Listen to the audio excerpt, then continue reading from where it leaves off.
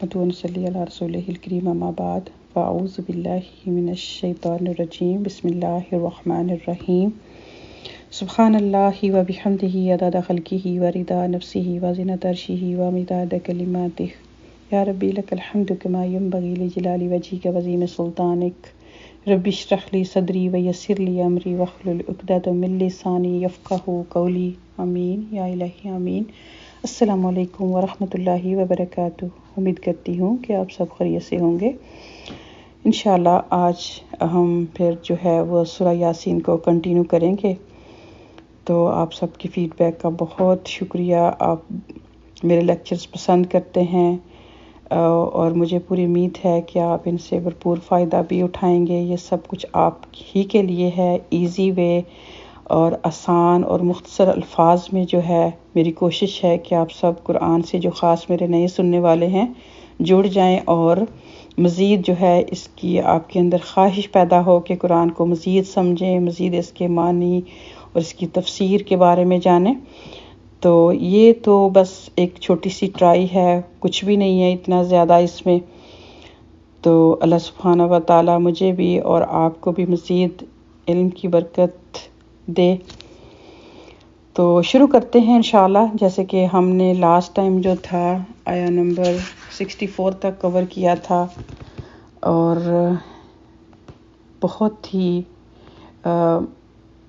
Sad کرنے والا، آنکھیں کھولنے والا ٹاپک تھا۔ جو بات ہم لاسٹ ٹائم کر رہے تھے کہ انسان آج جن چیزوں کو جٹلاتا ہے تو اس دن وہ ساری چیزیں اس کے سامنے لائے جائیں گے اور اللہ سبحانہ و تعالیٰ فرمائیں گے کہ اے آدم اولاد، تمہیں کہا تھا کہ شیطان کی پیروی مت کرو، اس کی بات نہ مانو، میری عبادت کرو، لیکن تم نے کیا اسی کی بات مانی اور تم سب کو کثیر تعداد میں جو تھا اس نے گمراہ کر دیا۔ اب یہ جہنم ہے جس کے بارے میں تمہیں کہا جاتا تھا، اب اس میں چلے جاؤ۔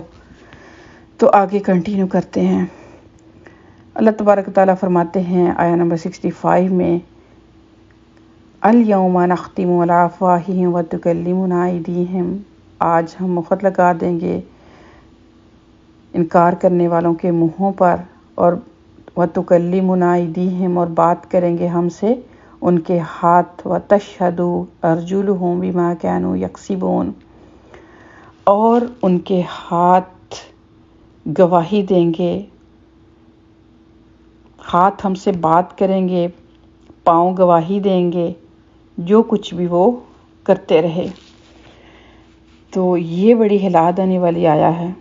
آج جیسے انسان کی نیچر ہے نا، دنیا میں بھی کبھی کبھی اس کی پکڑ ہو جائے، جیسے بچے سے لے کے بڑے تک ایک ہی نیچر ہوتی ہے کہ جب انسان پکڑا جاتا ہے تو پھر انسان فوراً جو کچھ اس نے کیا ہوتا ہے تو اس سے مکرنے لگتا ہے، کہتا نہیں میں نے تو نہیں یہ کہا، میں نے تو نہیں یہ کیا، یہ تو کسی اور کا کہا ہوا ہے، یہ سو انسان کرتا رہتا ہے، جب پکڑ آتی ہے تو پھر اس سے پھر جاتا ہے۔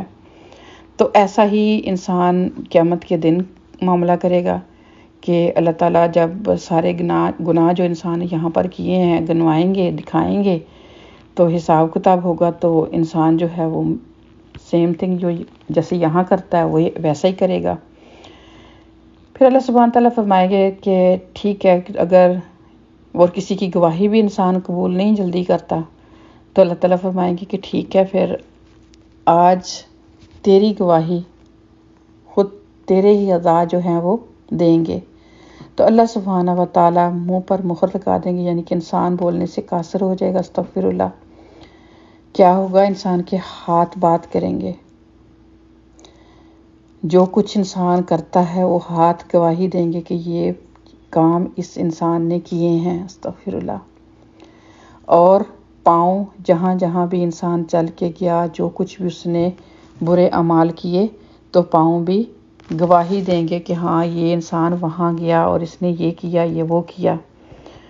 تو بہت ہی زیادہ یعنی کہ ہمیں محتاط رہ کے اگر دیکھا جائے تو زندگی گزارنے کی ضرورت ہے۔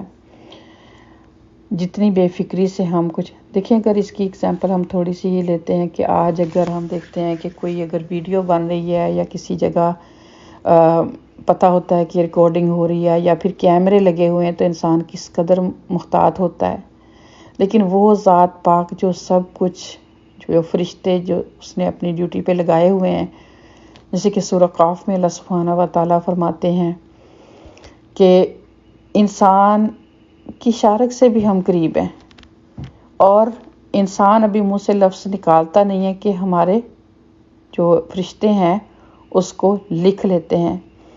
تو کرامن کاتبین ہم سب جانتے ہیں کہ دائیں بائیں ہمارے فرشتے بیٹھے ہوئے ہیں اور ہر چیز ہماری نوٹ کر رہے ہیں، ہر چیز کو لکھ رہے ہیں، لیکن ہمیں احساس ہی نہیں ہوتا۔ وہی بات ہے نا کہ یقین کا وہ درجہ نہیں ہے ہمارے پاس کہ جو کچھ ہم کہہ رہے ہیں، جو کچھ ہم سوچ رہے ہیں، جو سارا کچھ جو ہے وہ لکھا جا رہا ہے۔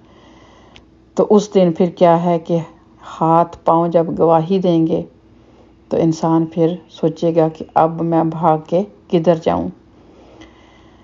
تو بہتر نہیں ہے کہ آج ہی ہم اپنی اصلاح کر لیں۔ آگے اللہ سبحانہ وتعالیٰ فرماتے ہیں وَلَوْ نَشَاءُ لَطَمَسْنَا عَلَىٰ أَعْيُنِهِمْ فَاسْتَبَقُوا الصِّرَاطَ فَأَنَّىٰ يُبْصِرُونَ، اور اگر ہم چاہتے تو ہم ان کی آنکھوں کا نشان تک محو کر دیتے، پھر وہ راستے کی طرف دوڑ کر آتے بھی تو ان اندھوں کو راستہ کیسے نظر آتا۔ یعنی کہ اللہ سبحانہ و تعالیٰ فرماتے ہیں کہ اگر ہم یعنی کہ چاہیں تو ان کی آنکھوں کو مطلب تہس محس کر دیں، محو کر دیں، یہ دیکھ ہی نہ سکیں، ان کو راستہ نظر ہی نہ آئے۔ وَلَوْ نَشَاءُ لَمَسَخْنَاهُمْ عَلَىٰ مَكَانَتِهِمْ فَمَا اسْتَطَاعُوا مُضِيًّا وَلَا يَرْجِعُونَ، اور اگر ہم چاہتے تو ہم انہیں مسخ کر کے رکھ دیتے ان کی جگہوں پر، پھر وہ نہ آگے جا سکتے اور نہ پیچھے پلٹ سکتے۔ یعنی کہ اللہ سبحانہ و تعالیٰ کے لیے تو کوئی مشکل نہیں ہے، انسان اپنے آپ کو پتہ نہیں کیا چیز سمجھتا ہے۔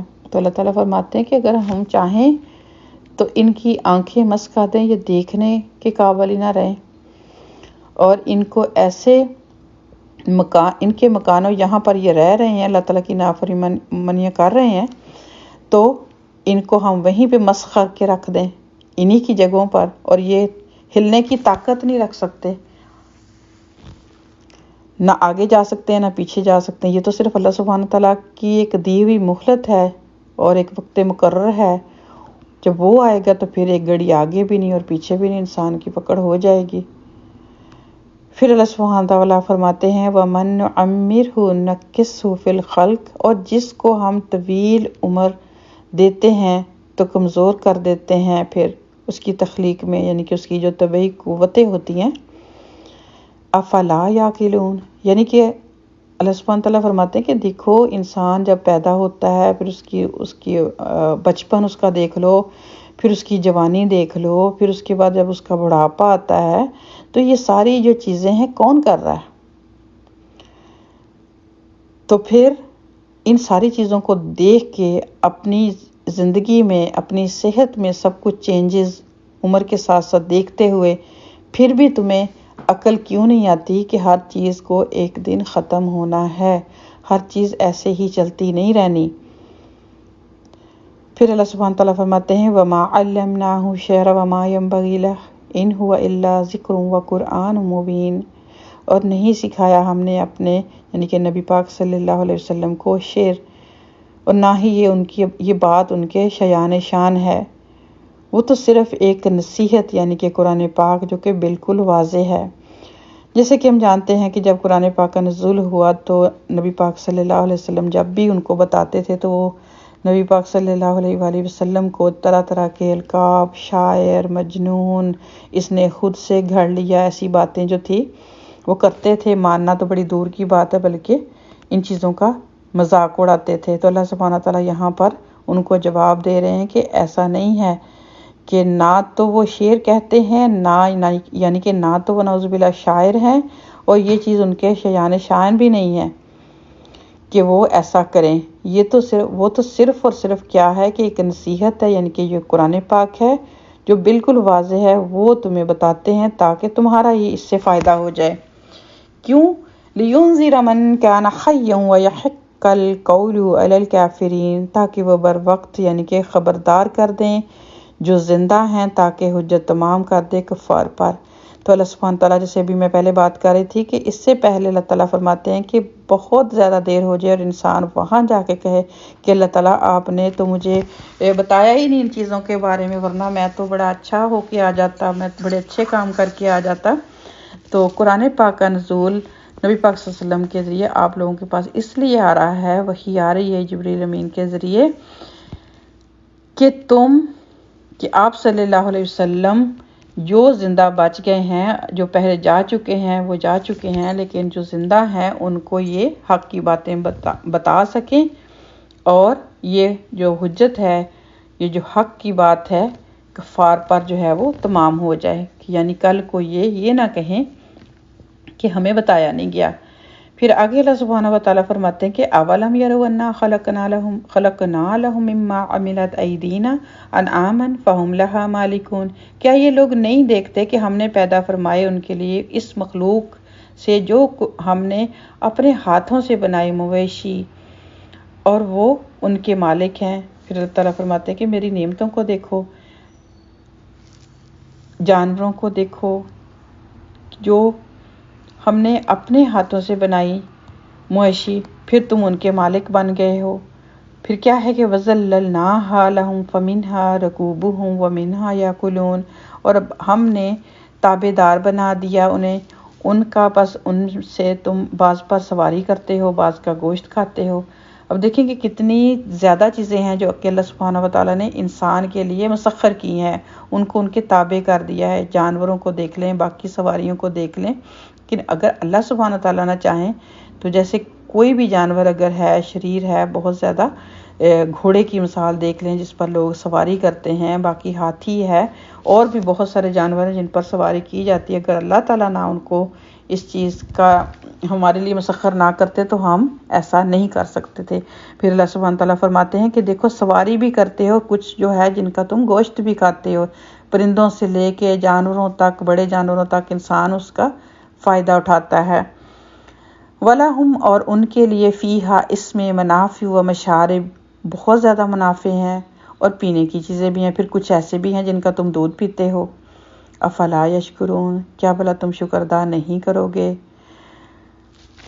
پھر فرمایا وَاتَّخَذُوا مِن دُونِ اللَّهِ آلِهَةً لَعَلَّهُمْ يُنصَرُونَ، اور انہوں نے ساری چیزیں پانے کے بعد کیا کیا؟ استغفر اللہ، انہوں نے تو اللہ کو چھوڑ کر دوسرے الہ بنا لیے، اور ایسے الہ ہیں جو کہ ان کی مدد بھی نہیں کر سکتے، وہ سمجھتے ہیں کہ یہ ہماری مدد کریں گے۔ تو اللہ سبحانہ تعالیٰ فرماتے ہیں لا یستطیعون نصرہم، یہ جھوٹے خدا نہیں مدد کر سکتے ان کی۔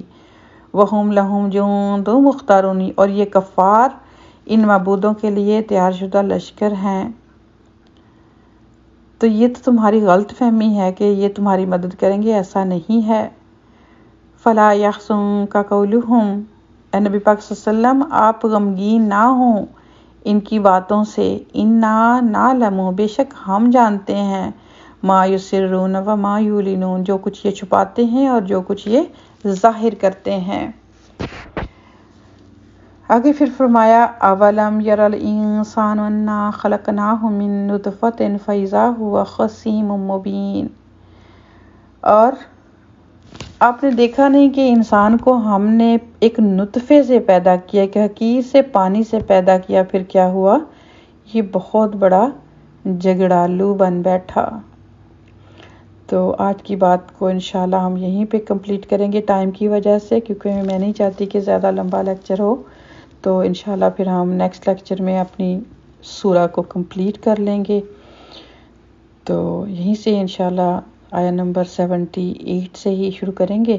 تو اپنا سبھی بہت خیال رکھیے گا، یعنی چند الفاظ کے ساتھ اجازت چاہوں گی۔ السلام علیکم ورحمۃ اللہ وبرکاتہ۔